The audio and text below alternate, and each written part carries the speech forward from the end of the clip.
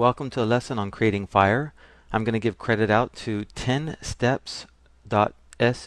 Again, 10steps.sg for their tutorial on text on a fire. I actually thought it was the most impressive. There are many out there still that are better, but I like this one the most.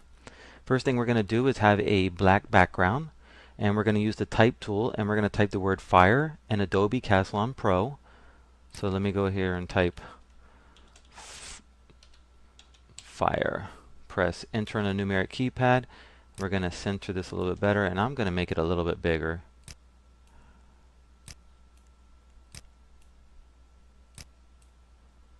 Okay, there we go. So far so easy, right?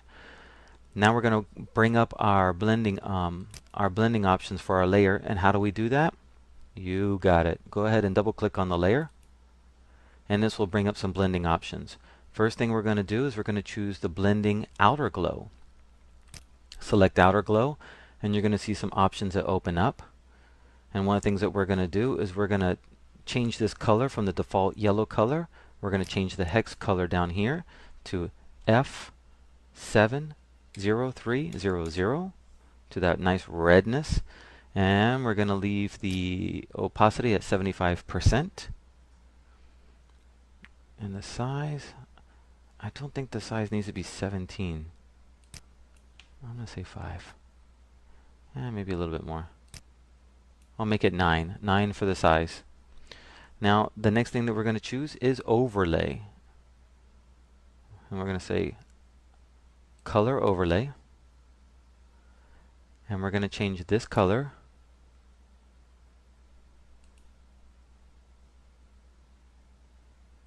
right there to CD7E2E.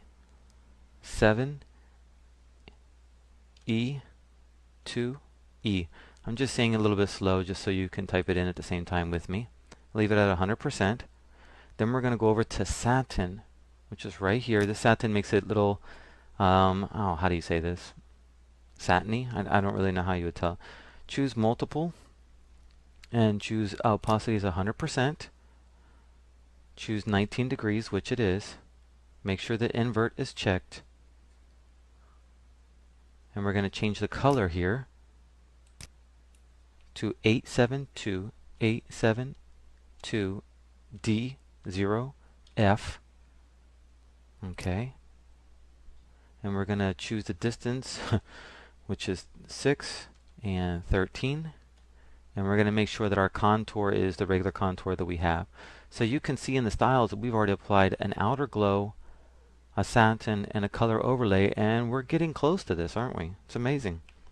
We're going to do another one, inner glow this time. Now inner glow, we're going to change it to color dodge.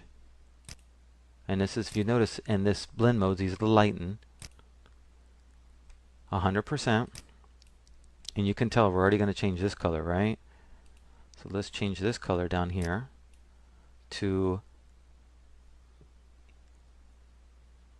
5C23B. And I bet I'm wrong. Yeah. I think I need to add an E in the beginning. There we go. I need to add the E. Sorry about that. We're going to make sure that the technique is softer. Edge 0 and the size is 9. Quality, okay, 50%, and that's okay. So far, okay. Now we're going to click OK. We're going to see that our text has the effects applied. We're going to go ahead and rasterize this layer. Okay, and then we're going to come over to our brush tool, and we're going to create a mask. And we're going to take out some of the topness of it. So I'm going to increase my brush size. I'm going to go over to my opacity and maybe lower it down to maybe like 47%. So I can, maybe a little bit lower actually. Yeah. And just take off the top here. Oops, excuse me, got to paint in black on a mask.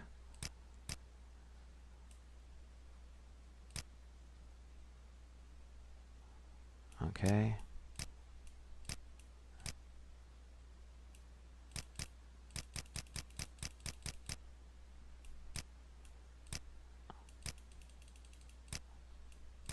Alright, there we go. Now another fun thing we're going to do, we're going to open up Filter, Liquify, Of course it's going to do that. How did I know it was going to do that? There we go. Click on the right one. Filter. Liquify. And our goal now is to create, you know when fire is burning, it has these kind of edges kind of moving on the side? That's what we're going to do. So in this big humongous liquefier, I'm going to have to move this over and show you. I'm going to choose forward warp. Then I'm going to go over here, choose a rather large brush size, maybe a little bit smaller. Okay, brush density 17. And I'm going to go over here, and I'm just going to create little widgets, little pushes there on both sides. And do it for each one. Oh, that's probably a little bit too much there. The bigger the brush size, the not so quick on how it applies in liquify. It's more gradual. Alright, and we're going to do it on the E here.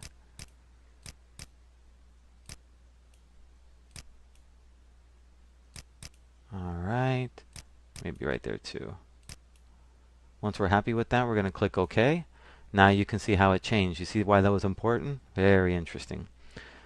Now what we're going to do is we're going to open a fire image from, believe it or not, Shades of Gray from DeviantArt. Shades of Gray from DeviantArt. So I go over to here.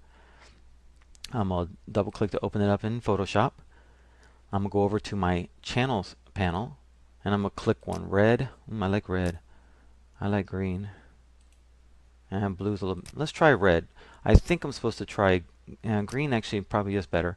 Control click on your channels panel and the green channel, and this will highlight these areas for you.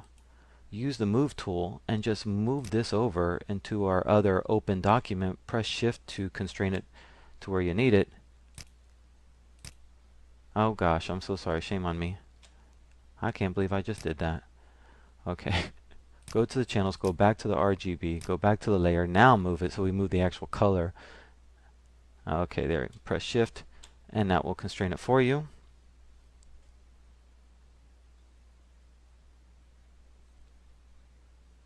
And now we're going to paint this fire away to make it look like it blends in here, so you know we're going to use a mask.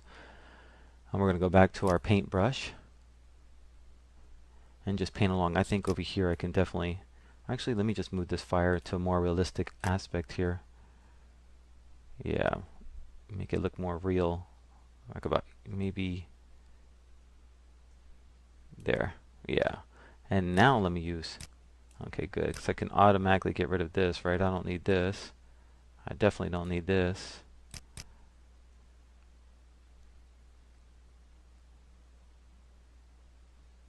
Alright. And there you can see, after playing around, how you can create some smoke and kind of how it can blend in with the word fire. So that's pretty cool. In the next lesson, we're going to learn how to make a wooden texture.